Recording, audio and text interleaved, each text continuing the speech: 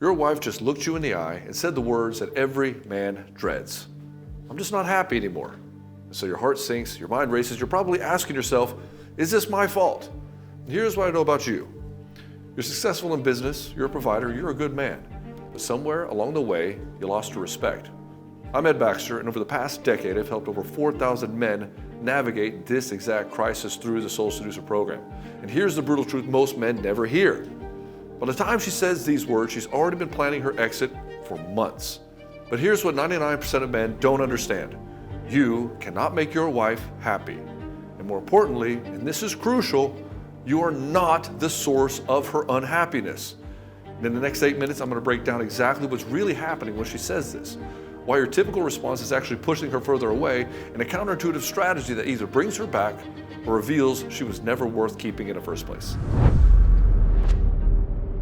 The first thing you need to understand is that women check out of relationships much sooner than men realize. When she says, I'm not happy anymore, she's not having a moment of clarity.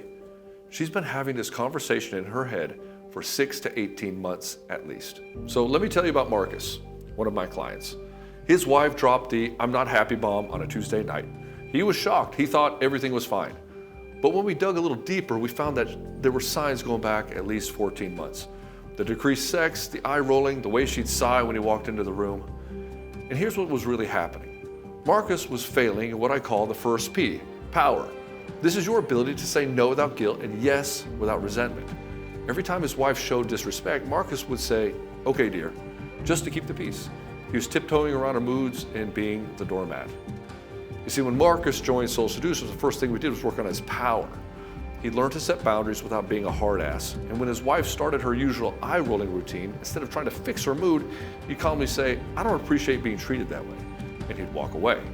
Within weeks, she started testing him less and respecting him more. And by the time she says she's not happy, she's not asking you to fix it. She's notifying you that she's already made her decision.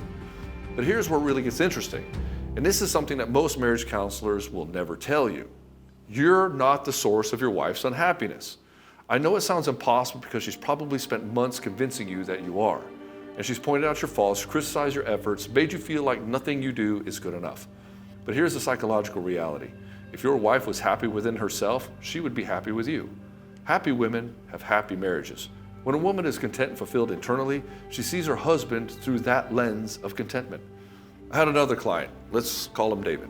David was a successful entrepreneur. He's a great father, a faithful husband, and his wife constantly complained about everything that he did. That he worked too much, he didn't help enough with the kids, that he wasn't romantic enough. And so David hired a nanny, cut his work hours in half, planned elaborate date nights. Guess what? She found new things to complain about. Now he wasn't present enough during the dates. He was trying too hard with the nanny, and it made her feel replaced. You see, David was failing at the third P, which was called purpose. He had no compelling vision for his life beyond making his wife happy. And when you don't have purpose, you become this Debbie Downer that she can't look up to for positivity and growth. In Soul Seducer, we helped David reconnect with his purpose. Building his business wasn't just about money, it was about creating legacy and freedom for his family. And when he started leading with that energy, when he got excited about his future again, that energy now bled into his relationship. His wife stopped complaining about his work because she could see the passionate, driven man that she married. This is what I call the emasculation process. She convinces you that you're the problem and you believe her because you're a good man who wants to fix things. And you start doubting your own perception of reality. But remember this, you cannot fill a hole that can only be filled from within. So what do most men do when they hear, I'm not happy anymore? They panic and go into what I call the dancing monkey mode. They want to talk it out, go to the counseling, plan romantic getaways, buy flowers, write love letters. They think that if they just show her how much they care, she'll remember why she fell in love with him. This is exactly the wrong approach, and here's why. She doesn't need more connection from you. She needs to see your power. She needs to see that you're a man who has his own life, his own mission, his own unshakable frame. When you chase after her, when you make her your entire world, you're demonstrating the exact opposite of what she needs to feel attracted to you. You're showing her that without her validation, you fall apart, and that's not attractive. That's suffocating, and she loses respect for you, and when respect goes down, so does her attraction. Think about it this way. Would you be attracted to a woman who had no life outside of you, who needed your constant approval to feel good about herself? Of course not. It's too much. Well, the same principle applies in reverse. But here's the move that changes everything. And it's the opposite of what every marriage counselor and therapist is going to tell you. And this is going to feel counterintuitive. When she says she's not happy, you don't argue, you don't try to convince her otherwise. You look her in the eye and you say, I hear you. What do you want to do about it? You see, you don't go in and save the day. You let her be in her space. And then, this is crucial, you step back and focus on yourself. You get back to your purpose, your mission, your own happiness. Maybe you hit the gym. Maybe you work more on your business. Maybe you reconnect with your friends and you pursue your passions. You become the man who would never tolerate being treated like a second-class citizen at his own home. Like the client I had named Robert, whose wife said she needed space to figure things out. And this happens to most guys coming into Soul Seducer. You see, Robert had been failing the second P, presence. Not physical presence, but emotional presence. He'd get swept up in her emotional storms, react to her moves, lose his cool when she'd have her outbursts. Instead of begging her to stay, Robert said, okay, take all the space you need. But here's the key. He worked on his presence. When she tried to pull him into drama, he stayed calm, cool, and collected. He became the rock, the calm within the storm. He stopped taking her emotions personally. Within 3 weeks, his wife was asking why he seemed so different. Within 6 weeks, she was the one initiating sex for the first time in years. Why? Because she finally felt safe to be emotional around him without him falling apart too. That's the power of presence. But here's the key. You can't do this as a manipulation tactic. You have to generally be willing to walk away if she doesn't step up.